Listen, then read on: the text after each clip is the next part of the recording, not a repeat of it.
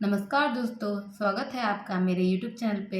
आज मैं आप लोगों को बताने जा रही हूँ कि लेसन प्लान किस प्रकार बनाया जाता है और पाठ योजना पे हम लोग चर्चा करेंगे। ठीक है दोस्तों,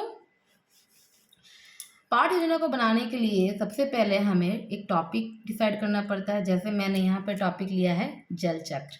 ठीक है दोस्तों, सब्जेक्ट में आप यहाँ पे देख सकते हैं विज्ञान और सब सब्जेक्ट है जीव विज्ञान, क्योंकि मेरा जो सब सब्जेक्ट है वो जीव विज्ञान है। ठीक है दोस्तों, अगर आपका जो सब सब्जेक्ट होगा वो आप यहाँ पे डालिएगा। ठीक है दोस्तों, नेम ऑफ स्टूडेंट में मैंने यहाँ पे हाइड कर रखा है। आप नेम ऑफ स्टूडेंट पे अपना नाम डालिएगा, रोल नंबर में अपना क्रमांक यानी रोल नंबर डालिएगा, स्कूल में जिस विद्यालय में आपको पीओटी के लिए भेजा गया है। ठीक है दोस्तों, उस विद्यालय का आपको यहाँ पे नाम डालना है और यहाँ पे क्लास, पीरियड, टाइम, डेट। ठीक है दोस्तों, क्लास 9 को मैं जल चक्र पढ़ाने वाली हूँ, इसलिए मैंने यहाँ पे क्लास 9 डाला है। पीरियड में 3rd पीरियड यानी तीसरी घंटी में, और टाइम यहाँ पे 40 मिनट मतलब 40 मिनट का मैंने क्लास लिया। ठीक है दोस्तों, और डेट मतलब जिस डेट में मैंने वहाँ पे क्लास 9 में क्लास लिया वो डेट यहाँ पे डालना है। ठीक है दोस्तों, टीचिंग पॉइंट्स में जैसे मैं यहाँ पे टॉपिक ली हूँ जल चक्र, तो टीचिंग पॉइंट्स में मैंने यहाँ पे 4 शिक्षण बिंदु डाला है। ठीक है दोस्तों, बादलों में पानी भरना, बादलों का बनना, पृथ्वी पर जल और जल चक्र। ठीक है दोस्तों, ऑब्जेक्टिव ऑफ टीचिंग मतलब मैं यहाँ पे जीव विज्ञान पढ़ा रही हूँ, तो उसको पढ़ाने के पीछे विद्यार्थियों के लिए मेरा क्या उद्देश्य है वो यहाँ पे लिखना है। सामान्य उद्देश्य जितने भी जीव विज्ञान का जो सामान्य उद्देश्य होगा दोस्तों, सभी टॉपिक्स में सेम ही रहेगा, लेकिन जो विशिष्ट उद्देश्य है दोस्तों वो यहाँ पे चेंज हो जाएगा। टॉपिक के हिसाब से ये विशिष्ट उद्देश्य यहाँ पे आपको लिखना पड़ेगा। ठीक है दोस्तों, जैसे सामान्य उद्देश्य में मैंने पहला उद्देश्य डाला है छात्रों में वैज्ञानिक दृष्टिकोण उत्पन्न करना, दूसरा छात्रों में विज्ञान के प्रति रुचि उत्पन्न करना, तीसरा छात्रों की तार्किक शक्ति का विकास करना। विशिष्ट उद्देश्य में होगा दोस्तों छात्रों को जल चक्र का ज्ञान होगा, छात्र जल चक्र को अपने दैनिक जीवन में अपनाएंगे, छात्र जल चक्र के महत्व को समझ सकेंगे। ओके दोस्तों, टीचिंग मेथड में यहाँ पे मैंने 2 मेथड डाला है, व्याख्यान विधि और प्रश्नीकरण विधि। आप चाहे तो अपने हिसाब से कोई और विधि भी डाल सकते हैं, जैसे प्रदर्शनीकरण विधि और भी कई विधियां होती है, वो आप यहाँ पे डाल सकते हैं। ठीक है दोस्तों, टीचिंग एड्स में आप यहाँ पे मैंने डाला है चौक, डस्टर, पुस्तक, सैम्पल भी आप डाल सकते हैं। अगर आपने चार्ट बनाया तो चार्ट भी बना सकते हैं, मॉडल बनाया तो मॉडल भी डाल सकते हैं।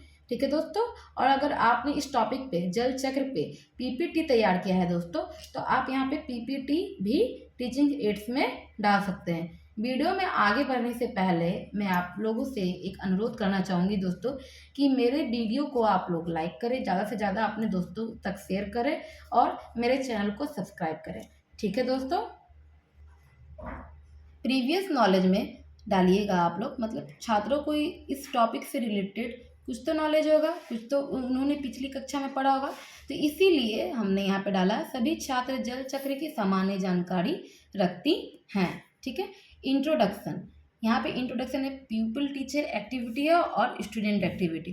प्यूपिल टीचर एक्टिविटी में हम छात्राएं प्रशिक्षुगण, ठीक है दोस्तों, और स्टूडेंट यहाँ पे बच्चों को यहाँ पे रेफर किया गया। पहला क्वेश्चन जो है सबसे अधिक जल कहाँ से प्राप्त होती है, तो बच्चे जवाब देंगे सबसे अधिक जल वर्षा से प्राप्त होती है। अच्छा, मैं ये बताने भूल गई कि ये जो क्वेश्चन पैटर्न जो रहेगा ना दोस्तों, ये जिगजैग मेथड में रहेगा। ठीक है दोस्तों, जैसे ये मैंने पहला प्रश्न पूछा सबसे अधिक जल कहाँ से प्राप्त होती है, तो बच्चे जवाब देंगे सबसे अधिक जल वर्षा से प्राप्त होती है। अब जो अधिक जल वर्षा से प्राप्त होती है। ठीक है, अब ये वर्षा से ही क्वेश्चन बनेगा कि वर्षा कैसे होती है, तो बोलेंगे बच्चे कि वर्षा बादलों से होती है। ठीक है दोस्तों, फिर अभी इसी से एक रिलेटेड क्वेश्चन आएगा कि बादलों में पानी कहाँ से आता है, तो बच्चे यहाँ पे उस प्रश्न का जवाब नहीं दे पाएंगे, तो ये क्वेश्चन जो हमारा हो जाएगा ये हमारा समस्यात्मक प्रश्न बन जाएगा। ठीक है दोस्तों, स्टेटमेंट ऑफ द एम में यहाँ पे हम लिखेंगे कि बच्चों आज हम लोग मतलब जो टॉपिक मैं पढ़ाने वाली हूँ उसी के बारे में बोलेंगे कि बच्चों आज हम लोग जल चक्र के बारे में विस्तार पूर्वक अध्ययन करेंगे। ठीक है दोस्तों, अब आता है हमारा प्रेजेंटेशन में आता है teaching point, people teacher activity, student activities, black board work. ठीक है दोस्तों, यहाँ टीचिंग पॉइंट में हमने पॉइंट डाला है बादलों में पानी भरना। अब मैं पढ़ाना स्टार्ट करूंगी, बच्चे ध्यानपूर्वक सुनेंगे। सूर्य के ताप के कारण जल वाष्पित हो जाता है, जो ठंडा होने पर जलवायु संघनित होकर बादलों का रूप ले लेता है। इस प्रकार संघनित जल वाष्पित हो जाता है। ठीक, बादलों का बनना। अब यहाँ भी बच्चे ध्यानपूर्वक सुनेंगे। ठीक है, सूर्य की गर्मी या ताप के कारण जल वाष्पित होने पर ठंडा होकर जलवाष्प संगठित होकर बादलों का रूप ले लेता है, उसे ही बादलों का बनना कहते हैं। पृथ्वी का लगभग 3/4 भाग जल से ढका हुआ है। अब मैं यहाँ पे थोड़ा विराम लूंगी और बच्चों से कुछ प्रश्न पूछूंगी। बच्चों से प्रश्न इसलिए किया जाता है कि अध्यापक को ये पता चल सके कि जो अध्यापक पढ़ा रहे हैं उसे बच्चे कितना समझ रहे हैं। ठीक है दोस्तों, तो मैंने यहाँ पे पहला प्रश्न पूछा बच्चों से कि जल वाष्प किसके कारण से होता है, तो बच्चे यहाँ पे जवाब देंगे कि जल वाष्प सूर्य के तापन से होता है। मैंने दूसरा प्रश्न बच्चों से किया कि पृथ्वी का कितना भाग जल से ढका हुआ है। बच्चों ने जवाब दिया पृथ्वी का लगभग 3/4 भाग जल से ढका हुआ है। ठीक है दोस्तों, यहाँ पे मैंने ब्लैक बोर्ड वर्क में लिखा है कि पृथ्वी का लगभग 3/4 भाग जल से ढका हुआ है। पढ़ाते समय, बच्चों को पढ़ाते समय मैंने ब्लैक बोर्ड में ये पॉइंट लिख दिया। ठीक है दोस्तों, अब आता है हमारा पृथ्वी पर जल। पृथ्वी का लगभग 3/4 भाग जल से ढका हुआ है। ठीक है दोस्तों, यहाँ पे मैंने ब्लैक बोर्ड वर्क में अलवण जल तालाब, नदी, भूमिगत जलधारा एवं हिमनद से प्राप्त। ओके दोस्तों, यहाँ पे मैंने लिखा लवणीय जल, मतलब लवणीय जल कहाँ कहाँ पाया जाता है, तो महासागर एवं समुद्र से प्राप्त। ठीक है दोस्तों, अब हम लोग आते हैं जल चक्र। जल लगातार अपने स्वरूप को बदलता रहता है और महासागरों, वायुमंडल एवं धरती के बीच चक्कर लगाता है तथा पुनः प्रयोग में लाने के बाद फिर से दोबारा अपना चक्कर पूरा करता है, उसे जल चक्र कहते हैं।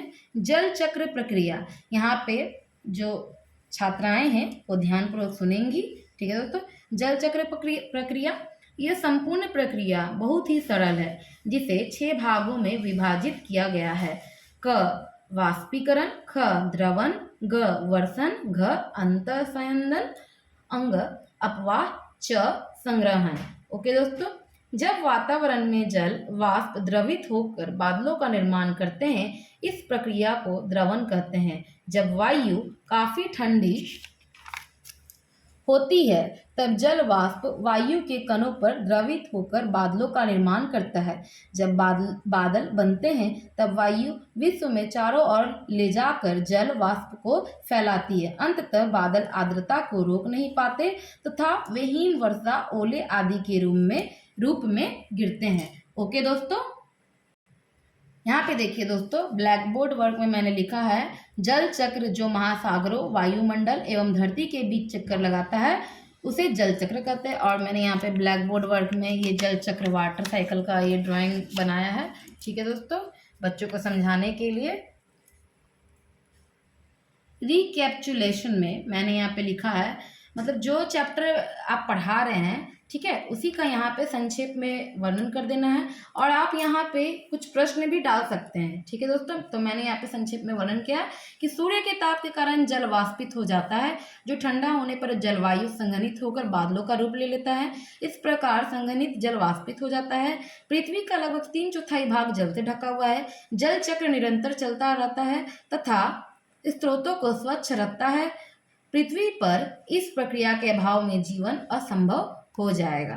ठीक है दोस्तों, अब होम असाइनमेंट में यानी आपको बच्चों को गृह कार्य देना है, जिसमें मैंने बच्चों को प्रश्न किया है जल चक्र की क्रिया पुनः किस प्रकार से संभावित है, अपने शब्दों में बताइए। दूसरा प्रश्न मैंने पूछा जल चक्र प्रक्रिया क्या है।